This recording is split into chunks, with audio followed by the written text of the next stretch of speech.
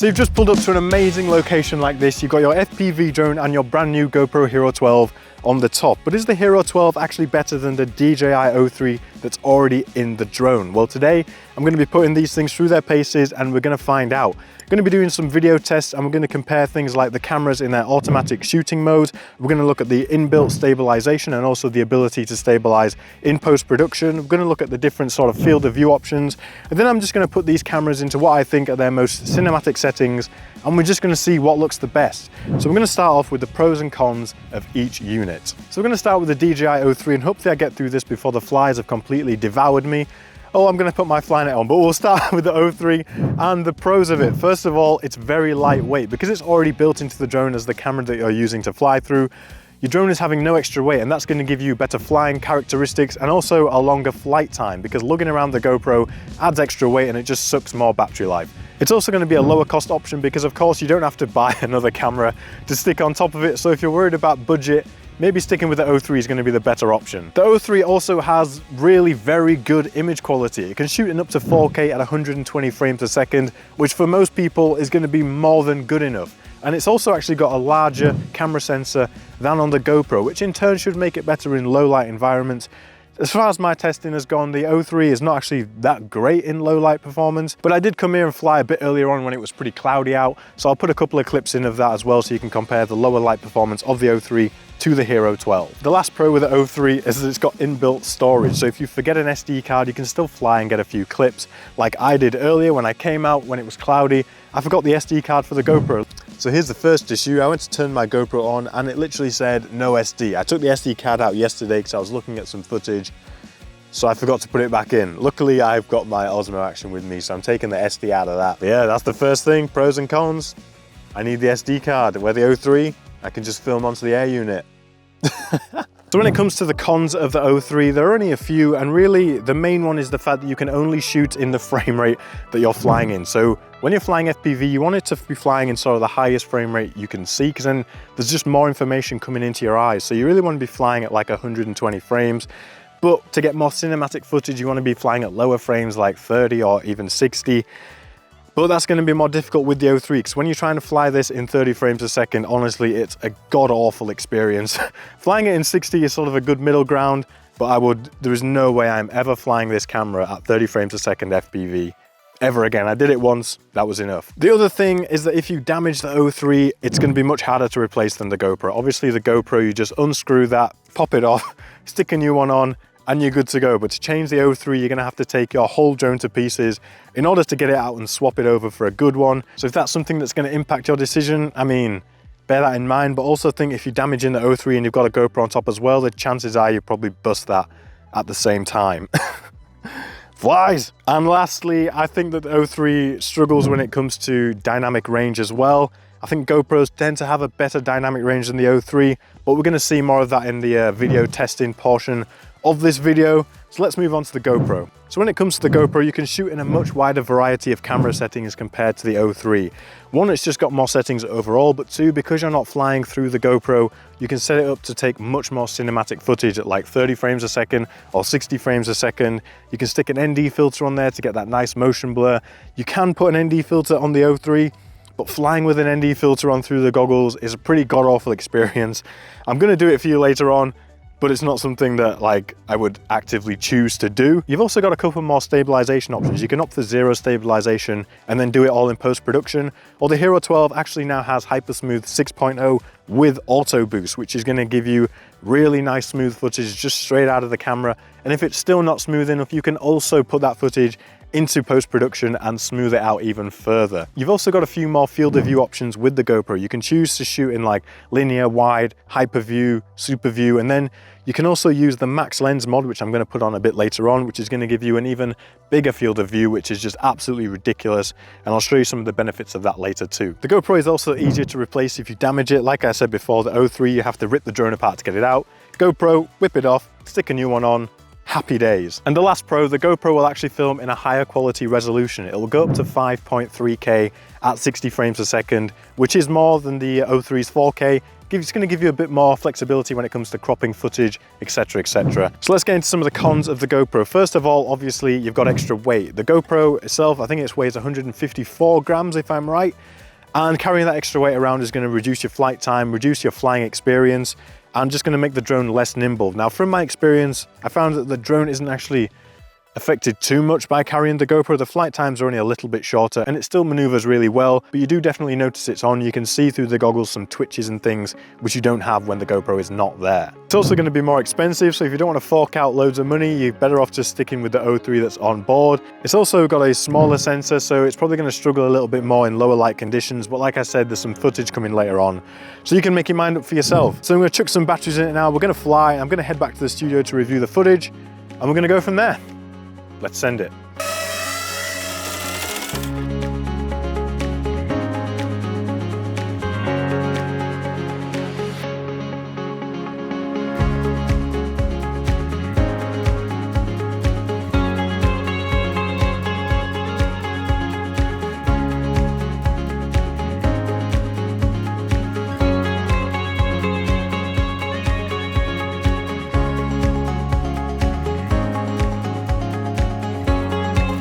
Okay, that's all the flying done. Now I'm going to head back to the studio. We're going to review the footage and I'm going to go over each of the things that I mentioned at the start of this video.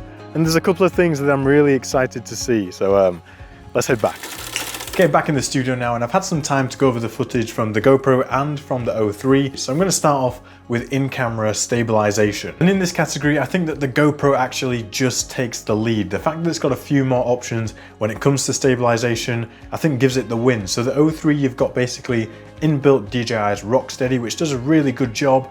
And then you've got no stabilization whatsoever. And if you take footage with no stabilization, you can put it into GyroFlow and stabilize it in post. And you can do the same with the GoPro, but where they differ is that if you use Hypersmooth on the GoPro and Rocksteady on the DJI O3, you can still put the Hypersmooth footage into GyroFlow and then smooth it out even more, where with Rocksteady footage, you actually can't do that. And you're also limited to stabilization options on the O3 with just using the wide setting if you want to put it into GyroFlow, because normal and ultra wide are not supported. So if you're using normal or the ultra wide setting, you have to rely on DJI's Rocksteady, which does a great job, but if you want that footage to be a bit smoother than it already is, you're going to be a bit stuck. Next up, we're going to have a look and see how both these cameras stack up shooting in their automatic settings. And to be honest, they both do a really good job. If you use either of them, you're going to get really solid footage out of your drone. But to be perfectly honest, I think the GoPro, once again, is just going to take the lead on this one. I think it's just because the camera has a higher dynamic range it can play with. In turn, its automatic settings tend to expose things a little bit nicer, and things just look a bit more natural from the GoPro than they do in the O3. Now, when it comes to their flat color profiles, the O3 has the Cine-like and the GoPro has the new GP Log. And GP Log is the clear winner in this situation. They both actually shoot in 10-bit color, but the GP Log footage is so much easier to play with. The Cine-like footage is actually pretty difficult to color grade, and I'm not the only one who thinks that, where GP Log really easy to color grade and the footage comes out looking fantastic. The Hero 12 also has better dynamic range, and I'll show you that in a couple of clips here where you can see the clouds in the sky.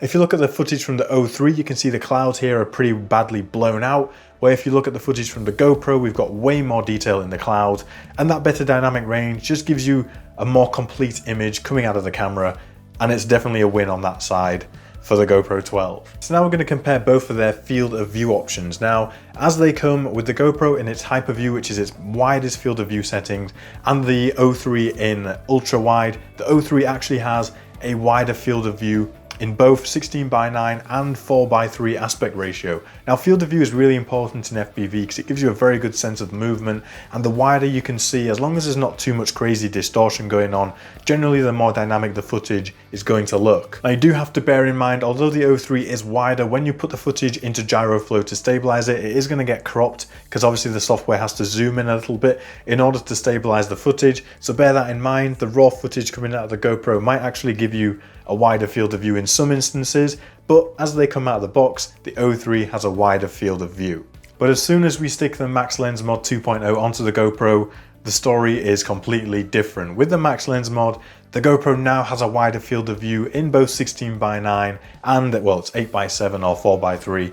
Basically, the Hero 12 with the max lens mod has a wider field of view in every single situation. You do sometimes get a little bit of crazy warping at the edges, but that's the price you have to pay for such a wide field of view. And especially if you want to be cropping your footage for verticals, the max lens mod is definitely giving you quite a bit extra real estate at the top and the bottom of your footage, which is going to make that vertical shot just look way nicer.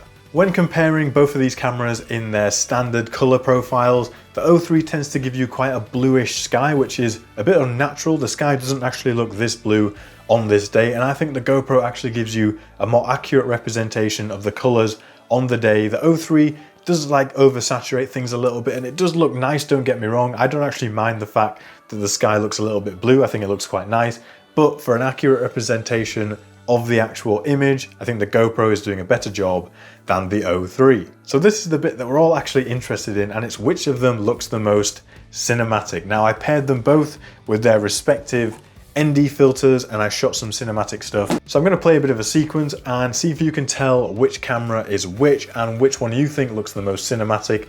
And then I'm going to reveal them in a second, and then I'm going to go over exactly what I think when it comes to which of these is the most cinematic.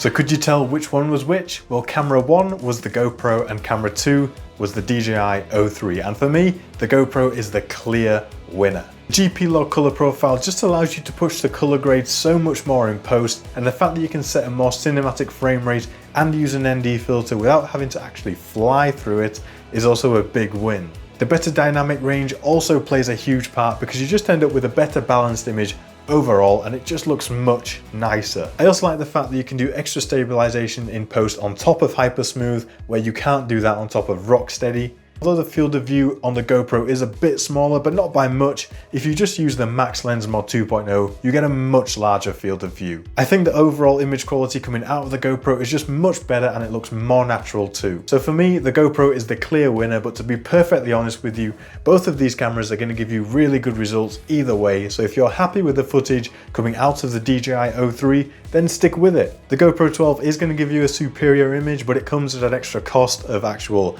monetary cost and also the weight added on the drone. So you've got to weigh those two things up. But if it's the price you want to pay to get that little bit better footage, which for me, I am more than happy to pay that price because image quality to me is key above all the rest. So the Hero 12 is going to be staying firmly on top of my FPV drone, and I think it should be going on top of yours as well. So if you've enjoyed this video, leave a like down below, subscribe for kind of more content like this. We're going to do more stuff with the Hero 12 with FPV and more FPV stuff in general. Also got the DJI Mini 4 Pro up there on the shelf. There's loads of content coming out surrounding that. But thank you so much for watching. Have a good day, and I'll see you in the next one. Bye bye.